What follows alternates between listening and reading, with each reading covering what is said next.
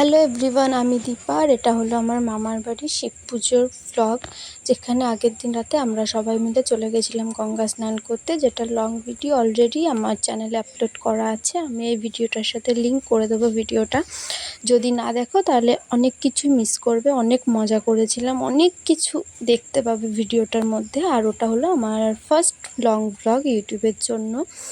So এখানে আমি দুপুরবেলা রেডি হয়ে চলে গেছিলাম মামার বাড়ি সব পুজোর জোগাড়যন্ত্র করতে। এখানে আমার মামার পাশের বাড়ির এই পুচকুটা, যার সাথে আমি খেলা করছিলাম। তারপর এখানে আমি আলপনা দিয়ে নিয়েছিলাম। আলপনা দিয়ে নিয়ে আমি আবার বাড়ি চলে এসেছিলাম, শরীরটা খারাপ লাগছিলো বলে।